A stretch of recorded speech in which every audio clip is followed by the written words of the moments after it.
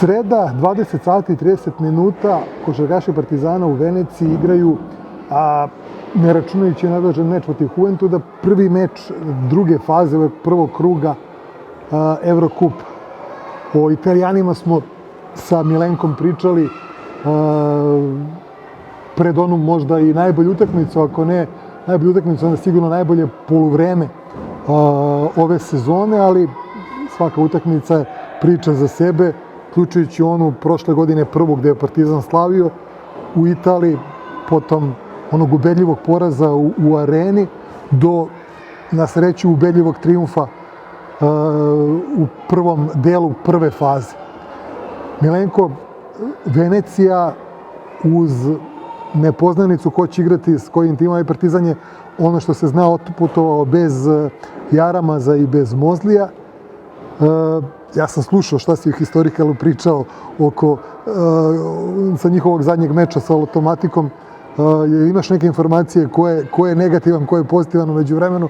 Ja moram pristati, danas nisam stigao od silnog posla sve to da pogledam. Oni se nisu oglašavali, međutim šta je činjenica da Mitchell Watt nije igrao poslednje 3 utakmice. Iskreno mislim da nije koronavirus u pitanju, nego da je povreda. To se tamo ne krije, da. Da, ne krije se. Mislim ni ovde, a kao? Da, ali čim ne oglašavaju, znači da je vjerojatno povreda u pitanju. I bila bi velika stvar za nas da oni nastupe oslabljeni. Ružno je reći, ali je tako. Ružno je reći, ali i mi smo oslabljeni. Naravno, sve najbolje je Mitchellu Wattu, ali posle srede. Ali da, može da odmori ovu sredu. Ne samo što je bitan igrač za njih, nego što je to igrač koji nam uvek zadaje dosta problema. Pričali smo i prošli put o toj utakmici iz arene, kada je postigao 27 poena.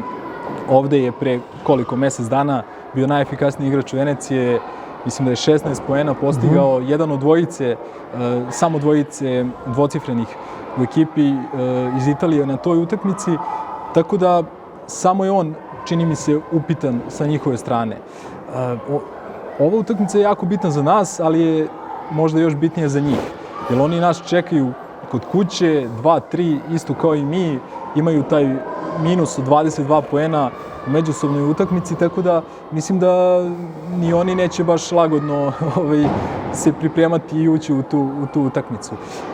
Oni su dobili u nedelju ekipu Rome. Eto, nažalost, prošli put su pred utakmicu sa nama ovde igrali protiv Cremone, a sada protiv Rome. To su dve možda i najslabije ekipe u Italiji. Konkretno, ne nužno u smislu nekog kvaliteta, ali u smislu neke situacije. Roma ima veliki finansijski problema, igrači štrajkuju, ne treniraju i zbog svega toga ta utakmica protiv Rome nije baš neko, da kažem, najreprezentativniji pokazatelji u kojoj se formi oni nalaze. Oni su pre te utakmice odigrali jako tešku i napornu utakmicu u Kazanju. Izgubili su tu utakmicu koja je bila na jednu loptu protiv Unixa, utakmicu koja je bila na veliki broj poena. Pre toga su imali taj poraz protiv Virtusa kod kuće u domaćem prvenstvu i nekako gotovo sve njihove poraze ove sezone karakteriše to da su u jednom trenutku utakmice upali u neku crnu rupu. Da su 5, 6 pa i 10 minuta bili u kontraritmu gde je protivnik pravio serije. Ako se setimo te naše serije u ovoj utakmici u hali sportova u trećoj četvrtini, 16:0. Mislim da je 16:0. Recimo, protiv Unixa u Kazanju su vodili 9 razlike na poluvremenu i delovalo je kao da imaju potpunu kontrolu nad utakmicom. Unix je drugo poluvreme otvorio sa istom serijom 16:0. Pa onda protiv Virtusa takođe vodili su, čini mi se, 9 razlike na poluvremenu, vodili su do kraja treće četvrtine i posljednju četvrtinu izgube rezultatom 6-22, isto 16 razlike. I nekako čini mi se da je odgovor kako treba da se igra protiv Venecije, da moraš da odgovoriš na njihovu agresivnost, da moraš da odgovoriš na njihovu energiju i to je preduslov pobede. Nakon toga, naravno, ide sve ostalo, kontrola skoka, mali broj izgubljenih lopti, u čemu smo jako loši, u čemu smo jedni od najlošijih, nažalost, u Evrokupu. Čak 17% naših poseda se završava izgubljenom loptom. To moramo podhitno da promenimo i drago mi je što je Sašo Filipovski u razgovoru za vašu televiziju rekao da ok, spremamo se za Veneciju, ali spremamo i sami sebe, gledamo šta bi mi trebali da ispravimo i verujem da je to, mi imamo više izgubljenih lopti nego asistencija u Evrokupu. To nije nikada dobar pokazatelj. Što se tiče ekipe Venecije, možda neka razlika u odnosu na prošlu utakmicu koju smo najavljivali je činjenica da se Stefano Tonut, na moje malo iznenađenje, profilisao kao možda i lider ekipe. To je igrač koji uzima najviše šuteva i on to, da kažem, poverenje uzvraća. Ima 10 poena prosečno u Evrokupu i 15 u prvenstvu. Zanimljivo je da recimo u prvenstvu šutira 41% za 3, a u Evrokupu 26. Sličan odnos, da kažem, odličnog šuta u domaćem prvenstvu, a lošeg u Evrokupu je i kod Jeremija Čepela. I naravno tu je Michael Bramos, igrač koji šutira 21 od 34 trojke u Evrokupu, to je preko 60% i ovde je pogodio nekoliko teških šuteva, u Kazanju je šutirao 6 od 8 trojke i jednom je fauliran na šutu za 3 poena, dakle on je neko od koga protivničke odbrane jako strepe. Takođe, Isaac Fotu je iskoristio neigranje Mitchella Vota i stvarno igra dobro u poslednje vreme, mislim da je dao 22 poena u Kazanju, bio je dobar i protiv Virtusa, bio je dobar i protiv Juventuda, postepeno diže svoju formu i diže kvalitete svojih partija i dosta mu daju lopti na niskom postu da on nešto kreira leđima okrenut košu. Partizan je sa Mozlijem i sa Jaretom dobio tu prvu utakmicu, a ovoga puta će igrati bez njih dvojice i bez podrške navijača koji su bili bitan faktor prošle sezone u Veneciji. Sa ovim trenerom, koliko sad tu ima vremena da se nešto promeni, dobro si primetio, ne želi radikalne promene da pravi Filipovski, želi to u hodu polako da menja. A šta si ti primetio gledajući onaj Zadar, možda ne sad, ili u kom pravcu smatraš da će ići te promene? Uz, naravno, to je evidentno, mnogo veću disciplinu u odbrani, neke nove kretnje u napadu, ali čini mi se da traži mnogo veću odgovornost. To sve bilo maltene izmjena, odmah kogod primi koš uz faul je odmah to bilo pod znacima navoda sankcionisano. Pa Partizan bi trebalo da igra tako iz prostog razloga što ima jedan široki roster na raspolaganju i ima igrače koji mogu da odgovore i na više pozicija i jednostavno vidjeli smo na kraju krajeva kako bi to možda i trebalo da izgleda prošle sezone. Što se tiče ove utakmice protiv Zadra, manje više napadački... Izvini, uz ogradu, nije to reper, da se niko ne uvredi, kao što nije reper u italijanskoj ligi ove dve njihove utakmice pred dolazak nama, da ne Zadrani ne shvate pogrešno, nije ni Zadar pravi reper za Partizan. Nije, ali nam je odlično došla jedna takva utakmica. Da se ne lažemo. Mislim da se ne lažemo. Jedna utakmica u kojoj ćemo biti, u kojoj smo favoriti, u kojoj ćemo opravdati tu ulogu. Iako smo se mučili 35 minuta, boga. 33, ajde. Da, bilo je, mislim, prodali smo 4 razlike i oni su imali trojku ovdje otvorenu na nekih 8 minuta do kraja. Šta sam primetio napadački, što se tiče nekih setova i akcija, manje više to je bilo isto, a to je i Rade potvrdio u izjavi posle utakmice. Dakle, tu nije ništa drastično menjano i ja ne vidim da tu nešto može drastično se promeni, bar do ove reprezentativne pauze. Da, ni tu neće moći, zbog odlaska trojice. Da, bez 3 igrača. Primetio sam mnogo... Odnosno 5, računajući povređene, odnosno 4, ajde. Mozlije radi 5-0 sa ekipom, ali ne žuri se s njegovim, zbog prirode povrede, ne žuri se s njegovim povratkom. Pa mislim, možda je tako i najpametnije na kraju krajeva. Primetio sam Partizan koji igra sa dosta više energije, pre svega u odbrani. Napadački, moj neki utisak, ali opet kažem, to je jedna utakmica i to ne mora da bude tačan utisak, je da moje mišljenje je da Filipovski traži od McIntyra da bude konkretniji i da brže donosi odluke. A izvini, ajde kad smo već kod McIntyra, da diskutujemo ovako. Misliš da je on planski smanjio broj šuteva, da ima sad nekako mnogo manju potrošnju, kao da se traži od njega više da vrti pik poput Gordića, I da li više guramo loptu pod koš dole ili je to bila konfiguracija protivnika tako? To ćemo da vidimo. To za odnos. To je recimo Venecijina baš ogromna snaga. Tako, imaju dobar balans spoljne i unutrašnje igre. Mogu da... njihov trener voli da se prilagođava prema protivniku. On vidi, odnosno proceni gde ima određene prednosti i prema tome se postavlja. Sad ja skačem malo sa teme na temu. Slobodno, diskutujemo da ne bude... Naravno, da. Ali recimo oni mogu da igraju na niskom postu kao što su recimo igrali sada konkretno protiv Rome. Mogu da 20 lopti spuste dole za Fotua, Vidmara, Ostina Deja koji isto igra leđima odlično. Mogu da šutiraju za 3 poena što rade odlično ove sezone. Takođe i u odbrani prikazuju, match-up zonu 1-2-2. Recimo ovde su protiv nas dobar deo utakmice proveli u zoni 2-3. A recimo protiv Unixa su branili određeni igrače sa onom next defense odbranom gde je igrač sa strane pomoći sa tog prvog pasa pomaže u odbrani tog čoveka sa loptom u pick and rollu. Tako da oni imaju dosta tih nekih opcija. Ostaje da se vidi šta je naša zamisao. Ja iskreno nisam siguran, osim Tomasa, mislim da Tomasa moramo da hranimo dole na niskom postu, jer videli smo koliko znači kada Ostina Deja uvede u problem sa ličnim greškama, kada ga jednostavno izvedeš iz utakmice. Zato što, bez obzira na nešto slabije brojke ove sezone, Austin Deja je njihov najbolji igrač. Što se tiče naših tendencija, Cody Millera, McIntyra, moje skromno mišljenje je da on je kroz karijeru nije bio šuter. Skorer, bio je možda i skorer, ali nije bio elitni šuter, pogotovo za 3 poena. Ali ovakve procente nije, mislim, nikad imao. Da, on u ABA ligi ima 12 od 24, 50%. I sad, to je već uzorak od nekih, 6 utakmica. Sad, ne možeš ti da tvrdiš ni da on nije šuter. Ne možeš ni da ga tretiraš kao nekog slabog šutera. I vidjet ćemo kako će se protivničke odbrane prilagođavati. Recimo, ovde su ga dosta branili u pick and rollu ispod. Da li će ga opet tako braniti?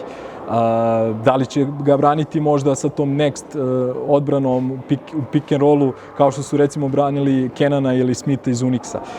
Tako da vidjet ćemo. Moje mišljenje je da on mora da radi, da svaki igrač bi trebalo da radi ono što najbolje zna da radi kroz karijeru. Kao što mislim da Page mora da šutne najviše trojke od svih Partizanovih igrača na utakmici. Tako isto mislim... I kad ga ne ide. I kad ga ne ide. Bez obzira na 1 od 8, koliko je bilo u subotu. Ne, to je bilo iz igre, 1 od 8. 1 od 8 iz igre, 1 od 4 za 2. A on je recimo igrač koji, recimo kroz taj šut za 3 poena stiče samopouzdanje za druge segmente igre. Jer kada jednostavno uđe u tu napadačku, kada uđe u šut za 3 poena, odbrane su mnogo bliže njemu, njemu je mnogo lakše da probije driblingom. On recimo ulazi u prodor sa mnogo više samopouzdanja i tako dalje. Dakle, on je igrač koji po meni živi od tog šuta za 3 poena i mislim da je to, on je naš najbolji šuter. A koliko on sam je suviše racionalan, što kažu, nije on ubica, nije gladan koša. On šutne malte nego skoro kad je sam. Retko kad on šutira preko ruke. Pa jeste. Sad, da li je to njegova procena, da li je to jednostavno... Zbog vrste šuta, kao je možda... Pa šuter ima taj osjećaj, zna kad ga ide. Prima loptu i osjećaj... Ali po znacima navoda, retko kad on siluje. Pa da, on jeste... Da kažem, nažalost, ja smatram da bi on više trebao. Pa sad, mislim, to može da se gleda i sa... I mislim da Filipovski to traži od njega. Vidjet ćemo, kažem opet, vidjet ćemo kad prođe još par utakmica. Ostaje da se vidi, recimo Miller McIntyre je šutnuo samo 2 trojke protiv Zadra, a ne znam, u prethodnih nekoliko utakmica je pogađao i po 4-5 iz, 7-8 pokušaja po utakmici. Ja mislim da će biti neka generalna zamisao da on troši što manje driblinga, da što brže, da kažem, što ranije u napadu pokuša da napadne prodorom i da napravi određenu prednost. Isto je zanimljivo i da smo dosta dobar deo, veliki deo utakmice proveli sa tom visokom petorkom ponovo. Sa Radetom i Dangubićem u isto vreme na parketu. Naravno, to je uzrokovano i povredom Jaramaza. Vidjet ćemo da li će to biti takođe trend koji će Filipovski nastaviti, a što je i Šćepanović. Šta time dobija Partizan, šta gubi? Dobio je jednu veličinu, dobio visinu. Samo size, znači ništa? Pa ne dobija, iskreno, mislim, bar na papiru ne bi trebalo da dobija neki spacing, šut s polja i tako dalje, ali opet se vraćamo na šut Dangubića od 6-6 iz igre, 3 od 3 za 3. Rade je takođe pogodio 2 trojke u drugom poluvremenu, mislim da je 2 od 4. Iako Dangubić je možda taj ko ide ili na play ili na dvojku. Jer on nije dao najboljem igraču Zadra da šutne više od 2 puta, mislim, ne znam, 2 ili 3? 3 puta i treći put je na kraju utakmice, poslednji napad, maltene je Mavra šutno. Mavra, da. Vidjet ćemo, dobijamo tu agresivnost u odbrani, dobijamo visinu na skoku. Opet, kažem, to je kakve utakmice, kakav je protivnik, kakva je situacija, u kakvoj su formi na kraju krajeva njih dvojica. Mnogo je lakše kada imate dobar protok lopte, što smo videli i u toj četvrtoj četvrtini protiv Zadra, kad smo pogodili nekoliko otvorenih šuteva i mislim da će to biti, smatram, moje neko mišljenje je da će to biti cilj Filipovskog, da napad bude što tečniji, da se lopta brže kreće, da jednostavno playmakeri odrede taj deo. I šta je zanimljivo kod playmakera, mislim da je, moje skromno mišljenje je da je dobar deo tih problema koje Venecija ima, odnosno tih crnih rupa ili žutih minuta, kako da ih nazovem, uzrokovan time što nemaju baš kvalitetno rešenje na poziciji playmakera. Imaju ovog De Nikolaova koji igra neki 20 minuta u proseku, ali uz dužno poštovanje nije sad neki igrač koji donosi ne znam kakvu razliku. Dobar deo utakmice na poziciji 1 provodi Tolnut koji ima sve više zaduženja sa loptom u rukama, Jeremy Chappell i Julian Stone koji može da igra poziciju od 1 do 4. Dakle, nije klasičan playmaker i mislim da je to uzrok problema Venecije. Smo nešto ispustili. Statistički znam da košarka je, da se ne lažemo, igra brojeva i procenata. Iako je danas svaki sport postao statistika, jesmo nešto izostavili ili nešto što si pripremio da ti nisam pitao? Pa, eto, kao neki generalni utisak je da Partizan i Venecija, osim toga što imaju isti skor, trenutno 2-3, imaju i isti defanzivni rating, igraju na isti broj poseda po utakmici, tako da u neku ruku igramo sličnu košarku. Kažem, ključevi utakmice su, moramo da odgovorimo na njihovu energiju, moramo da, tu će nam recimo Jaramaz dosta faliti. Jednostavno njihova spoljna linija voli da igra jako agresivno na loptu, a Jaramaz je igrač koji to obožava da napada. Tako da, kažem, dosta će zavisiti od toga. Naravno, Tomas, treba nam njegova dobra partija, on uvek odigra dobro protiv Venecije i nadamo se da će i ovog puta to biti slučaj. Eto, čuli ste i Milenka. Sreda, 20 sati i 30 minuta, Sport klub Venecija, odnosno REER Venecija, Partizanis. REER iz Venecije osnovan je davne 1872. godine u Mesteru.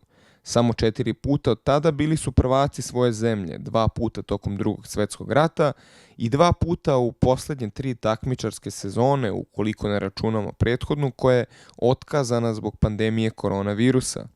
Pre toga, uspeli su da se plasiraju među 8 najboljih ekipa Evrokupa, bili su najbolja ekipa u Partizanovoj grupi i jedini su tim koji je našu ekipu savladao na domaćem terenu u Areni. Osvojili su prvi kup Italije i zvanično se i dalje vode kao aktuelni prvak svoje zemlje. Najveći međunarodni uspeh REER-a je finale kupa Radivoja Koraća 1981. godine i osvajanje FIBA Evrokupa 2018. Veliki trag u ovom klubu ostavio je i Dražen Praja Dalipagić, legenda Partizana, koja je u 2 navrata igrala za REER. Najviše će ostati upamćen po 70 poena postignutih protiv Virtusa iz Bolonje. Takođe, ostaće upamćeno da je u sezoni 1982-83 REER sa klupe predvodio legendarni profesor Aleksandar Aca Nikolić.